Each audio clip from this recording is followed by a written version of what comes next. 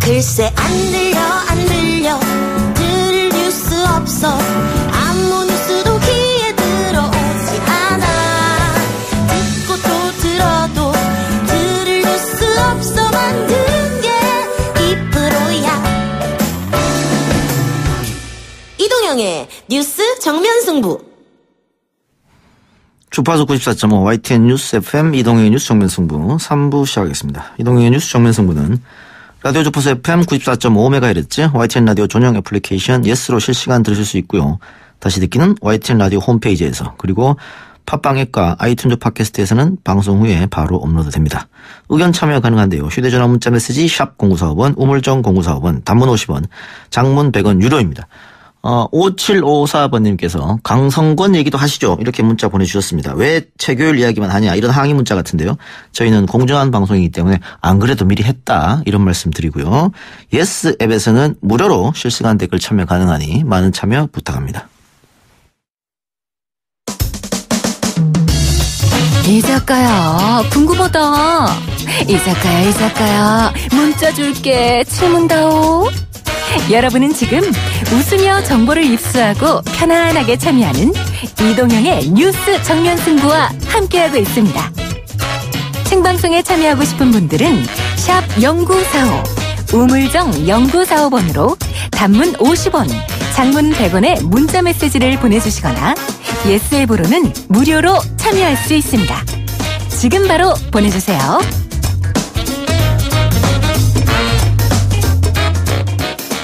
네, 흔히 서울시장 선거를 지방선거의 꽃이라고 합니다. 여야 모두 사활을 걸 수밖에 없는데요.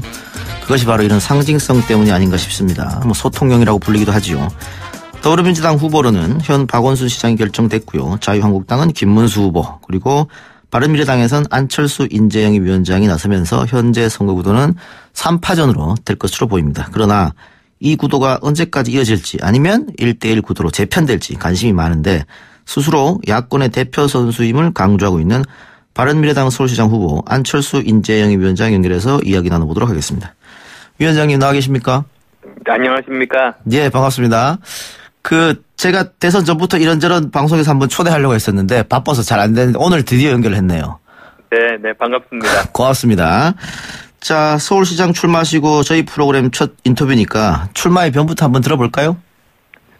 이게 지난 박원순 시장 7년 동안 서울이 바뀌지가 않았습니다. 그런데 사실은 더 뒷걸음질 쳤습니다. 박 시장 취임 후에 한 해도 안 빼놓고 매년 인구가 감소하고 특히 중요한 것은 일자리가 아주 대폭 감소했습니다. 예를 들면 20대 청년 일자리 12.3% 감소했는데요. 같은 시기에 전국은 1.7% 감소했습니다. 9배에 달하고 있습니다. 그런데 예산은 중앙정부가 44% 정도 증가했습니다만 서울이 54%, 그러니까 더 많은 예산을 썼는데도 전혀 체감을 하지 못하고 있는 겁니다. 네. 그래서 저는 이번 선거가 박원순의 그대로 서울이냐, 안철수의 바꾸자 서울이냐 그 선택이라고 봅니다. 방금 박원순 시장이 취임하고 일자리는 감소됐고 서울시는 후퇴하고 있다 이렇게 말씀하셨는데 그러면 과거 서울시장 보궐선거 양보했던 거는 좀 후회하십니까? 당시는 제가 준비가 되어 있지 않았다고 생각했습니다. 그렇지만 이제 말씀드렸다시피 서울이 정체되어 있는 이 상황을 바꾸고자 제가 책임지고 바꾸고자 나왔습니다. 예, 그래서 지금 슬로건이 바꾸자 서울 혁신경영 안철수 맞습니까? 예, 그렇습니다. 예. 그런데 이거 뭐 혁신경영이라고 하면 기업에서 쓰는 말 아니냐. 그 행정가로서는 어울리지 않는다. 만약에 그 혁신경영 이렇게 가면 혹시 복지나 안전은 약간 이 중요한 의사결정에서 제외되는 거 아니냐. 이런 또 비판이 있는 것 같은데 여기서는 어떻게 생각하십니까? 아마도 경영이라는 단어 때문에 그런 생각을 하실 수도 있습니다만. 네, 그런 것 같아요. 예. 경영의 본질이 돈을 버는 게 아니라 정말로 제한된 자원, 그러니까 사람이나 돈이 제한될 수밖에 없지 않습니까? 그걸 가지고 가장 효율적으로 쓰고 최고의 효과를 얻는 게 경영입니다. 그래서 저 경영대학원에서 요즘 많이 하고 있는 것이 비영리 단체 경영입니다. 돈을 벌지 않는 비영리 단체에서도 워낙에 쓸 수 있는 돈이나 사람이 적으니까 가장 효율적으로 쓰고 최고의 효과를 얻자. 그게 비영리 단체 경영인데 시정도 마찬가지입니다. 알겠습니다. 지금 예스앱으로 많은 분들이 또 실시간 문자 주고 있는데요. 지금 안철수 위원장이 이야기했던 박원순 서울시장에 대한 비판 이런 거에 대해서 여러 가지 이야기 나오고 있는데 그중에 이정희님께서 그건 알겠는데 그래서 안철수 후보님 공약은 뭔가요? 이렇게 물었거든요. 대표 공약 하나만 말씀해 주세요. 예, 하나만이 아니라 저는 출마 선언 때 5대 비전 말씀드렸습니다. 일자리 도시, 교육 도시, 그리고 편안하고 안전한 스마트 도시, 예산 10,000원 한 푼도 아껴 쓰는 행정 혁신 도시, 그리고 따뜻한 공동체 도시 만들겠다고 말씀드렸고, 여러 가지 각각에 대해서 현장을 방문하고 이제 공약들을 이야기하고 있는 중입니다. 그런데 방금 이야기한 5개 그런 비전, 이야기들, 약속들, 그것보다는 지금 드루킹 관련에 대한 비판이라든가 박원순 시장의 잘못된 행정 그런 것을 더 많이 이야기해서 부각되지 않는다 이런 얘기가 좀 있어요. 예, 제가 드루킹 그 건도 있습니다만 지하철 현장이라든지 택시 운전사분들 그리고 재활용 쓰레기 현장, 미세먼지 현장 이렇게 열심히 방문하고 있습니다. 그런데 아무래도 언론에서는 드루킹 관련한 기사들을 지금 많이 써야 되는 그런 입장이다 보니까 제가 50대 50 이야기를 하더라도 언론 보도는 아마 80대 20 또는 90대 10 이렇게 보도가 됩니다. 그러면 일반 시민들께서는 제가 5대 5로 이야기하는 게 아니라 9대 1로 드루킹 이야기만 많이 하고 있다 이렇게 느끼실 수 있을 겁니다. 언론 보도는 어쨌든 자극적인 걸 좋아하니까 그쪽으로 좀 많이 쓸 수밖에 없다 이런 말씀으로 듣고요. 드루킹 이야기가 나왔으니까 안 후보 어제 네이버 본사 방문하셨죠? 예, 그랬습니다. 예, 그리고 오늘 지방선거 전까지 정치기사 댓글 금지하자 이런 제안했는데 이런 어떤 이유예요? 지금 여러 가지로 언론을 통해서 또 이제 댓글을 통해서 여론 조작들이 일어난 것이 바로 이 지금 사건 아니겠습니까? 그런데 이것을 제대로 고치기 위해서는 근본적인 변화가 필요하겠습니다만 지금 당장 할 수 있는 걸로는 49일밖에 남지 않은 이 지방선거가 있으니까 정치 분야 댓글은 그 49일 동안 중지하자 그런 제안입니다. 그냥 선거뿐만이 아니고 정치 분야는 아예 그냥 댓글을 금지하는 이런 생각 혹시 안 해보셨습니까?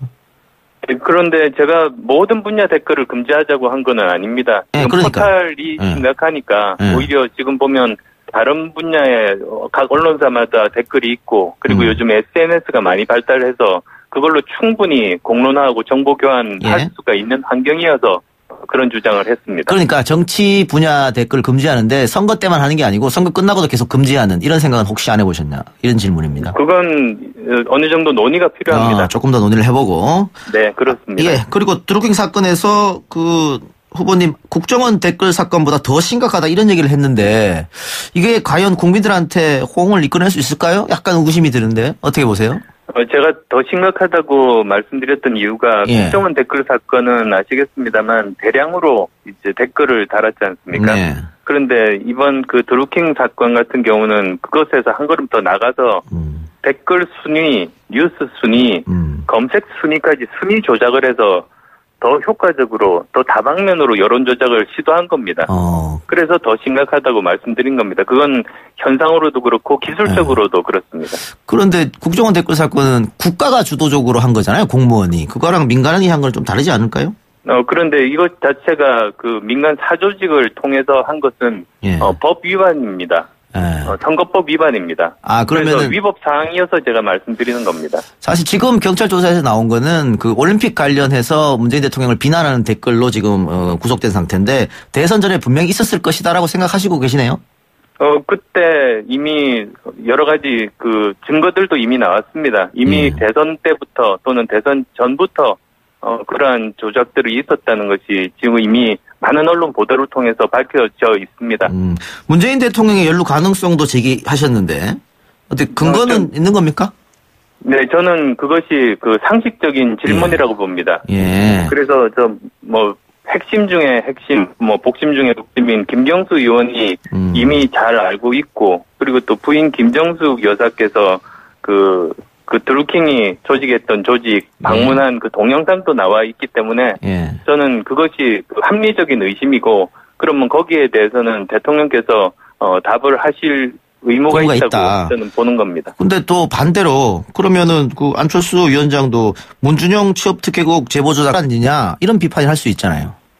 저는 그 경우는 이미 조사가 끝났고 그리고 지금 이제 재판에서 지금 그 심판이 진행되고 있습니다. 그러니까 같은 논리면은 문 대통령도 모를 수 있지 않느냐 이렇게 이야기를 하거든요.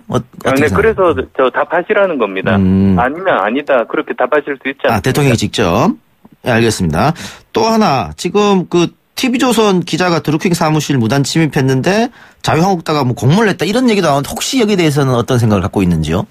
글쎄요, 제가 정보가 없어서 모르겠습니다만 이번 건에 대해서는 그 아주 빠른 시간 내에 철저하고 엄정한 수사를 통해서 진상 규명하는 것이 저는 시급하다고 봅니다. 지금 왜냐하면 이 자체가 여러 가지 그 증거가 지금 삭제되고 있습니다.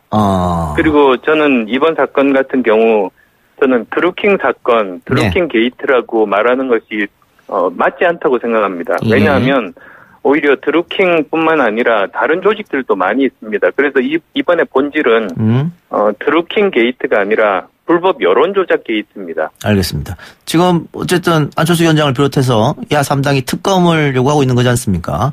네, 그렇습니다. 그런데 현실적으로 정부 여당이 그 협조를 안 해주면은 특검이 안 되는 거잖아요. 어떻게 하실 생각이세요? 정부 여당이 지금 본인들이 피해자라고 하고 있지 않습니까? 사실이 아니다고 하는데 그럴수록 저는 특검을 통해서 규명을 하면 그것이 확실하게 그런 뭐 억울함을 풀 수 있는 방법이 아니겠습니까? 그리고 여기와 뭐 유사했던 뭐 몇 건에 대해서도 지난 정부에서 이미 특검을 통해서 뭐 그런 사실들을 규명하고 그랬었습니다. 그리고 또 바른미래당 권은희 의원이 그 여론조사에도 조작이 의심된다 이런 얘기 했었거든요. 요즘 발표되는 여론조사 바른미래당이나 야당에는 조금 불리한 여론조사 결과가 많이 나오더라고요. 어떻게 생각하세요? 여론조사 저는 그 합리적인 의심이라고 봅니다. 왜냐하면 그 정당에서 실제로 지금 당내 경선을 할 때 후보를 선출을 할 때 여론조사를 하게 됩니다. 그런데 그때 많은 조작 수법이 동원되고 여러 가지 문제들이 많습니다. 그런데 뭐 그것하고 이제 직접적으로 제가 같다고 말씀드리기는 어렵습니다만 특히 응답률이 낮은 뭐 예를 들면 응답률이 5%가 안 된다면 나머지 응답하지 않은 95%의 국민들과 그 생각이 같을 거라고 보기가 참 어렵습니다. 그래서 저 선진국 같은 경우도 응답률이 최소 10% 내지는 20%가 돼야 그 저 언론을 통해서 발표하는 겁니다. 예, 그러니까 방금 말씀하신 것처럼 응답률이 낮고 또 질문을 의도를 가지고 질문하게 되면 원하는 답을 또 얻을 수 있는 거잖아요. 뭐 이해를 하는데 이 얘기 들으면 여론조사 회사는 상당히 좀 기분이 나쁠 것 같은데요. 그래서 이런 것이 합리적인 의심이라고 말씀을 드리는 겁니다. 그래서도 이제 특히 그 중에서는 객관적인 지표는 사실은 응답률이니까, 응답률이 어느 정도, 응답률이 아주 낮으면 외부적으로 그 추세 분석을 위한 요구로, 그런 걸로만 쓰고, 나머지 언론을 통해서 전 국민에게 발표되는 것은 최소한 응답률이 이 정도는 돼야 된다는 기준이 지금 필요한 때입니다. 아니, 그래서 그런 이런저런 문제 때문에 여론조사는 참고만 하라 이런 얘기도 하는 거겠죠. 자, 당 얘기 한번 여쭤볼게요. 노원병 어떻게 경선으로 갑니까? 어떻게 되는 겁니까? 이준석 위원장이 단수로 지금 했던 것 같은데 보류됐거든요. 예, 저도 뭐 후보 입장으로 최근에 공천을 받았지 않습니까? 지금 당의 그 두 공동대표가 있고 최고위원회가 있고 그 다음에 그걸 심사하는 공천관리위원회가 있습니다. 거기서 논의해서 합리적으로 결정할 걸로 저는 생각합니다. 그러니까 공관위 사람들은 우리를 믿어달라 이렇게 얘기한 것 같고요. 그런데 외부에서 봤을 때는 이거 조금 공천 갈등으로 비춰지는 모양새가 있거든요. 유승민 대표하고.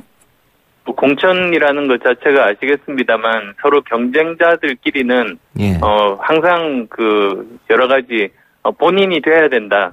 그런 생각을 하는 사람들이 주로 이제 공천에서 경쟁하지 않습니까? 그건 당연하고 이제 결론이 날 겁니다. 그럼 안철수 위원장은 개입 전혀 하지 않는다 이렇게 이해하면 됩니까? 저도 후보 입장 아닙니까? 저는 서울시장 그 당선을 위해서 지금 현재도 최선 다하고 있습니다. 알겠습니다. 마지막으로 하나만 더 여쭤보겠습니다.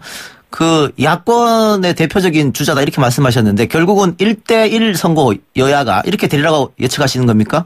지금 1대1 구도 아니겠습니까? 양면 구도. 그래, 알겠습니다. 그럼 뭐 유권자들이 잘 판단하겠죠. 위원장님 오늘 말씀 여기까지만 듣겠습니다. 네, 감사합니다. 예, 고맙습니다.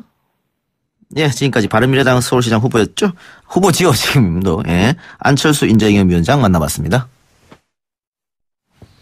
이동영의 뉴스 정면 승부. 잠시 후 4부로 돌아옵니다. 뉴스 신동. 이 작가와 함께하는 비포장 뉴스 해학. 뉴스 정면 승부.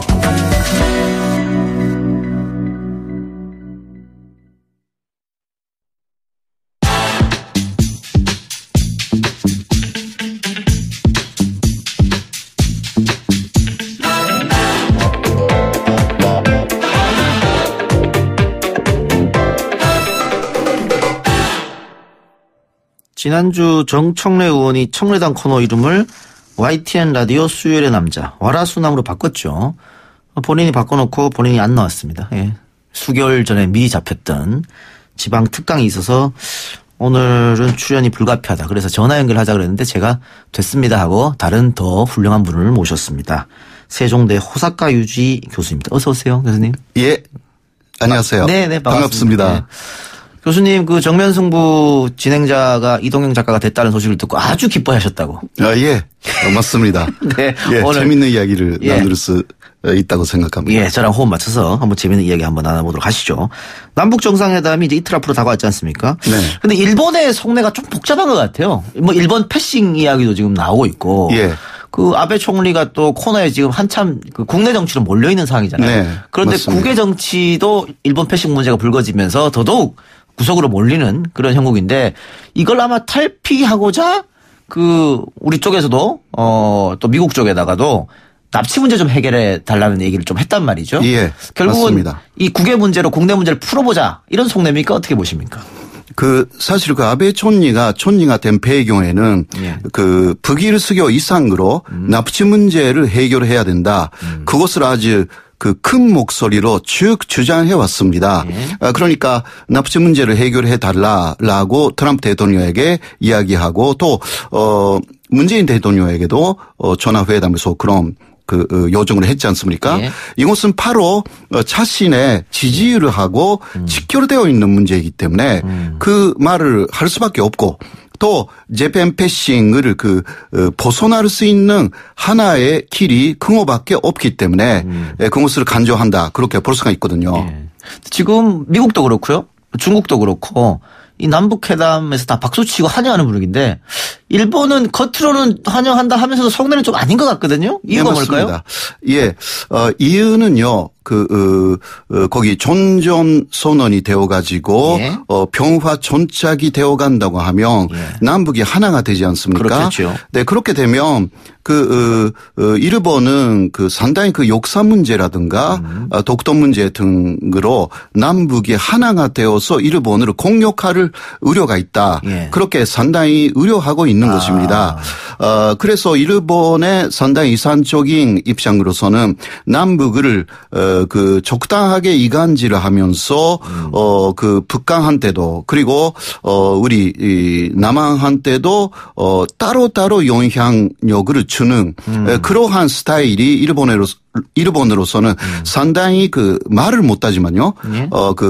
이상적인 스타일이라고 할 수가 있습니다. 그게 지금 깨져가기 때문에 어떻게든 간에 일본의 존재감을 과시하면서 또 되도록이면 남북에 따로따로 또 영향력을 쭉 주고 싶은 그런 마음이 있을 것입니다. 근데 제가 좀 이해가 안 되는 게요. 사실 북한의 이 핵 위협은 우리보다도 일본 사람들이 더 호들갑 떨거든요. 네. 절대 있으면 안 된다 그러고 뭐 네. 미사일 날라왔다 그러면 계속 뉴스 속보로 나오고 그렇게 민감한 반응을 보이는데 물론 뭐 핵에 대한 피해를 입었던 국가이기 때문에 그럴 수 있습니다. 네. 그렇다면은 이 남북 대화가 잘 돼서 또 북미 대화가 잘 돼서 북핵 위기가 없어지면 더 반가워야 될 텐데 왜 저렇게 좀 이상한 행동을 보이느냐. 이해가 좀 안 되거든요. 그런 면도 있습니다.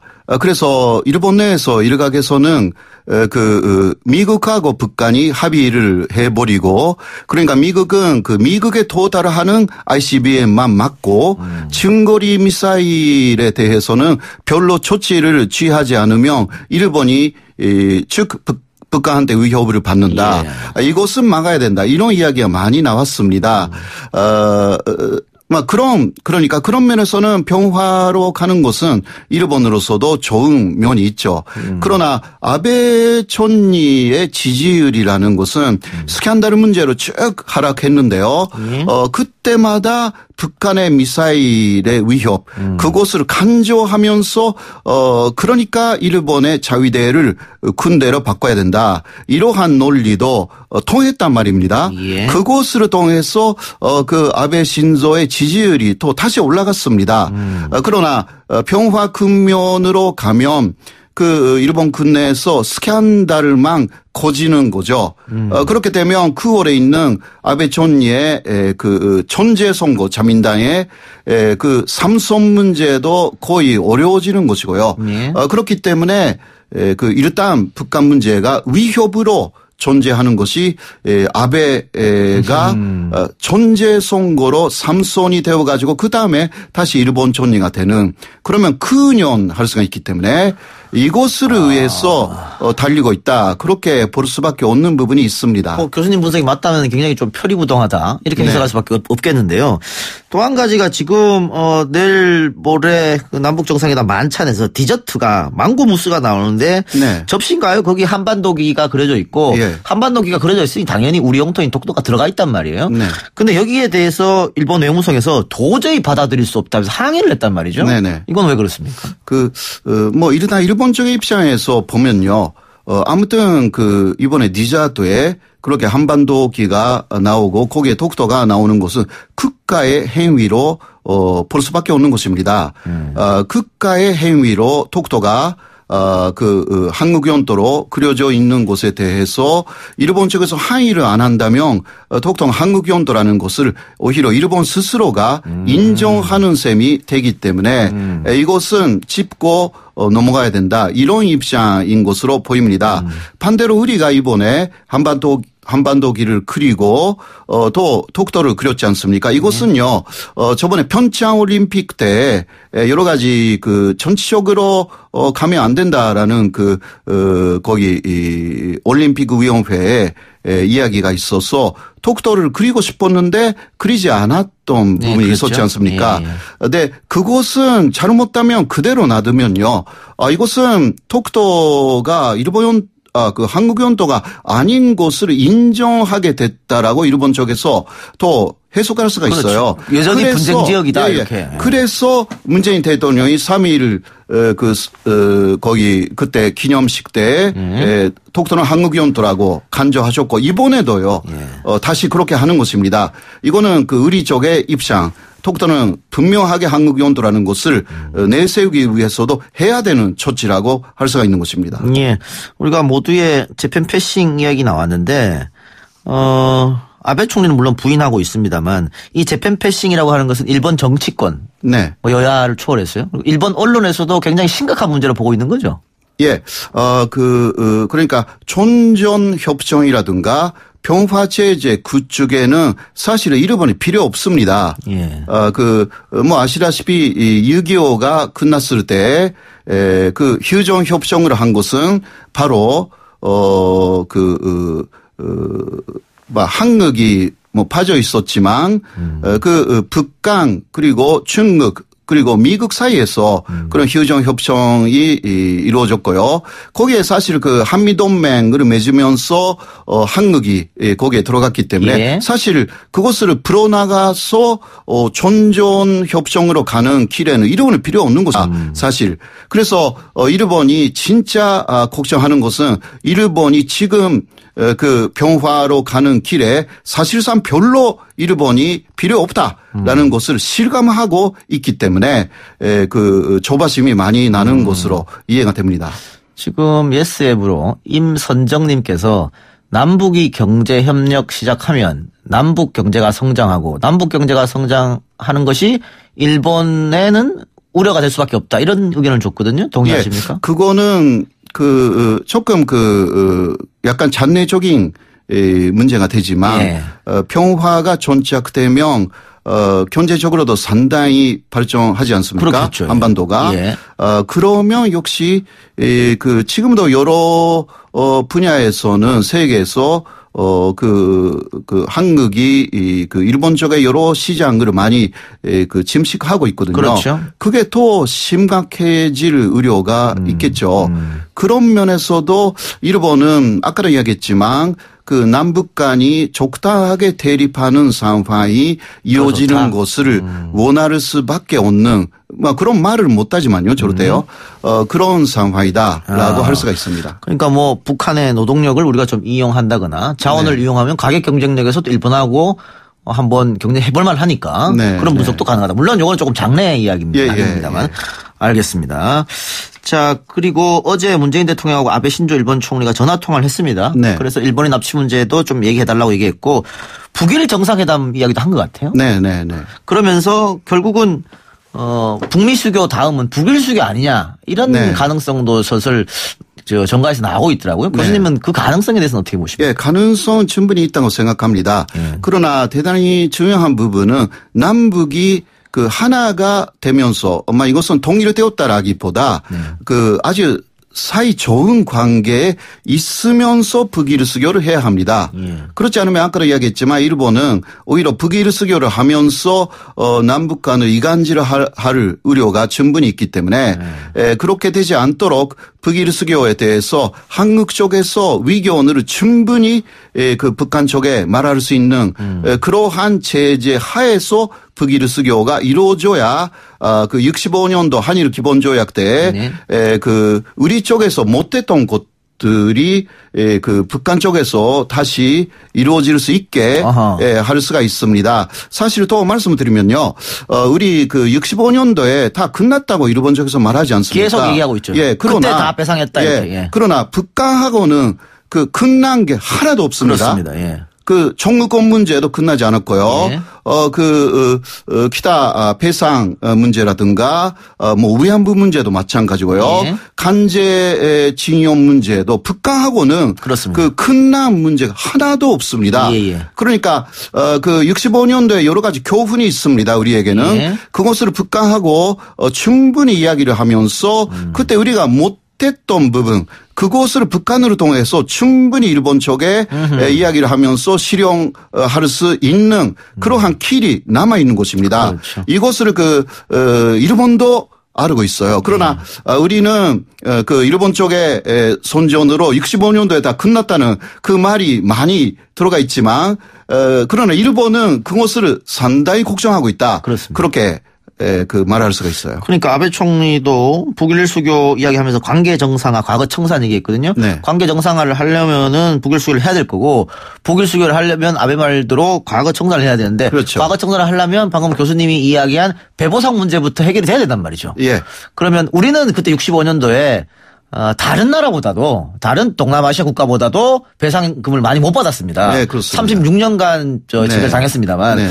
그런데 이번에는 북한이 제대로만 한다면은 굉장히 큰 배상 금액을 받을 수 있지 않겠습니까? 예. 일본은 그걸 위해서 어떻게 돈을 좀 이렇게 지원할 의향은 있는 건가요? 배보상금에 대해서는? 오히려 일본으로서는 예. 돈은 많이 내도 법적 문제라든가 예. 일본이 골치 아프게 되는 그런 문제를 피하고 싶은 그런 생각이 있는 것 같습니다. 그러니까 2015년에 위안부 합의가 바로 10억 엔으로 해결했다는 식으로 일본이 말하지 않습니까? 그런 돈으로 해결하고 싶은 그렇지 않고 우리로서는 제대로 된 서가가 선언문에 들어가야 되고요. 그리고 법적으로 일본의 책임이 있는 부분들을 모두 다져야 하는 것입니다. 그렇죠. 그런 부분들이 65년도 한일 기본조약에서는 상당히 미흡했습니다. 그런 부분이죠. 돈이 문제라기보다 그런 법적인 일본의 책임 부분을 정확하게 해나가는 작업이 역사적인 문제 해결에 있어서도 상당히 중요하다라고 말할 수가 있죠. 네, 교수님 말처럼 65년대 우리가 그걸 못했기 때문에 네. 돈만 헐값 받았고 네. 다른 그 역사적 일본 책임 문제를 정확하게 지적을 못했기 때문에 네, 지금도 네. 그걸 뭐 잘못하는 거 아니겠습니까? 그렇습니다. 북한은 우리 전체를 밟으면 안 된다는 예. 그런 말씀으로 이해를 하고요. 그 북미 대화 같은 경우에도 그 남북 대화가 잘 됐고 네. 또 문 대통령하고 김정은 위원장하고 잘 어떻게 스무스하게 분위기를 좋게 만들었기 때문에 북미 대화가 가능했잖아요. 네, 그렇습니다. 북일 대화도 어떻게 우리 쪽에서 조금 주선을 하면 네네. 좋겠다고 보는데 어떻게 생각하세요? 예. 그러니까 물론 일본 쪽의 입장도 어느 정도 고려하면서 서로가 좋은 면에서 합의할 수 있도록 우리 한국 쪽에서 충분히 여러 면에서 그 준재할 수 있는 그러한 북일 회담이 되지 않으면 안 된다 그렇게 생각합니다. 예. 그 가능성이 충분히 있고요. 충분히 있다. 자 그러면 그 일본 아베 정권 국내 문제를 한번 가보죠. 지금 네. 모두에도 말씀드렸습니다만 코너에 몰려있는 상태입니다. 사학 스캔들에 이은 그 문서 조작 있죠. 네. 그리고 재무성 차관의 여기자 성희롱 사건. 이번에는 문부 과학상이 근무 중에 섹시 요가 교실을 다녔다. 이렇게 해서 굉장히 어려운 상황인데 그 총재 선거가 있잖아요. 조만간 9월 달인가요? 네, 9월입니다. 네. 그 아베가 유지할 수 있을까 어떻게 생각하세요? 예, 지금 그 이야기가 많이 나와 있어 가지고 일각에서는 아직 그래도 야당이 약하기 때문에 특히 자민당 안에서도 아베를 이길 수 있는 사람이 아직은 없는 것이 아니냐 이런 이야기가 좀 나오기도 하고 또 반대로서는 아베 삼선은 절대 안 된다. 예를 들면 그 고이즈미 전이라든가 이런 사람들은 그런 이야기를 하고 있습니다. 그러니까 조금 더 지켜봐야 되는 부분이 아닐까. 그렇게 생각합니다. 특히 그 저번에는 3만 명 정도가 촌리 관저 앞에서 촛불 시위까지 벌였습니다. 그것은 그 한국을 많이 달아야 된다 이런 목소리를 내면서 일본에서 3만 명 우리는 100만 명 모였습니다만은 일본에서 그래도 3만 명 모이는 것은 대단한 것입니다. 굉장히 이례적이라 하더라고요. 예, 보통 그 수백 명밖에 모이지는 않습니다. 그러니까 이런 부분은 앞으로 좀 지켜봐야 되는데요. 더 고질 가능성이 충분히 있습니다. 그러면 아베 삼선은 정말 안 되게 됩니다. 우리 지금 의견 주신 분들이 교수님 한국을 우리나라라고 자꾸 하냐는데 한국뿐이니까요. 한국뿐이니까 우리나라라고 표현하는 겁니다. 자, 정상회담이나 이런 얘기는 거기까지만 하고요. 네. 최근에 책을 한 권 내셨습니다. 일본의 위안부 문제 증거 자료집. 네. 여기 어떤 내용이 들어가 있나요? 그 목적으로는요. 지금까지 그 위안부 피해자 할머니께서 하신 증언, 그러나 증언뿐만이 아니라 일본이 남긴 건식 문서를 보면 그 증언을 뒷받침하는 내용들이 굉장히 많이 들어있다라는 것으로 해서 증언하고 문서의 일치 그것으로 통해서 위안부 문제가 선노의 문제였다라는 것으로 논리화시키는 작업을 좀 진행시켰습니다. 책에 등장하는 사례 보니까 1940년 10월 11일 날 다카모리 부대가 경미구역에서 활동하는 지방상인의 영업에 관한 규정에 담긴 특수 위안 업무 규정 문건 이게 있는데 위안소 위안부는 황군 100명에 1명꼴 이라고 적혀져 있단 말이죠. 예, 정확하게 나와 있습니다. 그러니까 위안부 한 사람에게 일본 병사 100명. 아이고. 네. 그러니까 현재까지 우리는 그 증언으로 통해서 뭐 하루에 70명 산대했다라든가 50명 산대했다라든가 그런 이야기를 많이 들었지 않습니까? 그러나 일각에서는 그거는 과장된 이야기가 아닌가 이런 시각도 없지 않아 있었던 것입니다. 그러나 일본 공문서를 보면 한 사람당 100명 물론 그것은 매일 그렇다라기보다 거기 예를 들면 일주일에 한 번 가면 하루에 20명 정도. 그러나 그 3일에 한 번 가면 30명 정도. 그리고 그 다음 날 전투가 있다라고 하면요. 몰려요. 그 병사들이. 그 다음 날을 죽을 수도 있기 때문에. 그러면 진짜 100명 한 사람이 100명을 했었어야 하는 그럴 때가 많았습니다. 그러니까 일본의 미즈키 시게루라는 만화가가 그 전쟁터에 가서 그 위안소 경험을 했는데요. 100명 있어서 나는 그 여기에 줄을 서도 언제 그 할 수 있는지 모르니까 안 했다라든가 그런 거 만화에 생생하게 그렸습니다. 네. 그리고 또 보르네오의 하나의 사례를 말씀드리면요. 이해하세요. 보르네오에서는 2만 명의 그 군인들이 있었습니다. 거기에 그 위안부가 50명밖에 없었어요. 그러니까 그거 숫자적으로 보면 400대 1입니다. 예. 한 사람이 400명을 상대했던 거죠. 그러니까 그 안에서는 그 위안부 안에서는 몇 사람이 완전히 그 일을 못하게 됩니다. 그러니까 그 컨디션이 아주 최악의 상황이 되는 거죠. 그러니까 그때 일본군이 대만의 전도부에 이야기를 해가지고 20명을 빨리 보내달라 그런 식으로 이야기까지 하고 있습니다. 대만의 전도부는 그때는 그 일본의 지배가 있었잖아요. 그렇죠. 그 알았다라고 해서 비밀리에 또 법을 어기면서 20명으로 더 보내줍니다. 아무튼 당시는 100명 이 한 사람이 100명을 상대하는 대세를 만들기 위해서 그러니까 강제 동원, 속여서 계속 데려가는 이러한 시스템을 일본이 충분히 만들고 있었던 것입니다. 공문서를 봐도요, 그 계약상으로는 군의 그 식단 종업원이라든가 그렇게 쓰게 돼 있어요. 예. 네, 지원으로 보면 그 군의 식단 종업원으로 계약을 했다고 나는 그래도 속았다. 아하. 그 와서 위안부가 될 수밖에 없었다. 이것으로 또 당시 일본인 편사에게 조선인 여성들이 일본어를 할 수 있는 사람들이 다 이야기를 했습니다.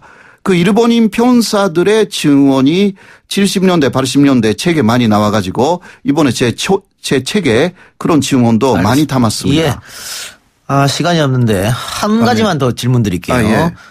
그 전에 8660님, 이 작가님 때문에 YTN 앱을 다 깔아봅니다. 호사카 유지 교수님께 일본 입장 들으니 더 와닿고 흥미롭게 들리네요.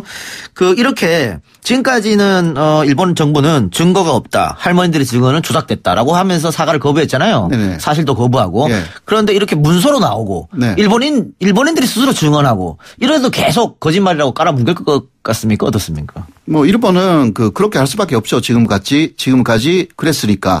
그러나 정확한 증거가 나오면 나올수록 그것으로 더 국제 무대에서 큰 소리로 말할수록 일본이 군지에 몰릴 수밖에 없는 것입니다.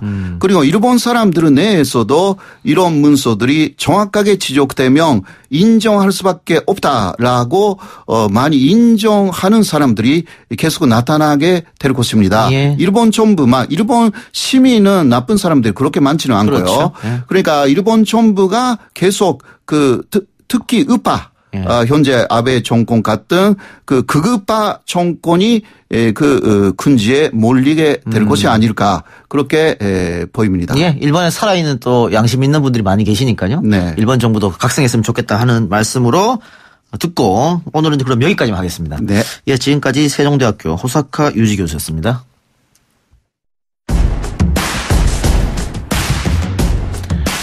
네, 8660님께서 또 문자 주셨네요. 이동영의 정면승부 코너들 다 좋습니다. 최강병기, 청래당, 남배우님의 연애 소식 코너 등등.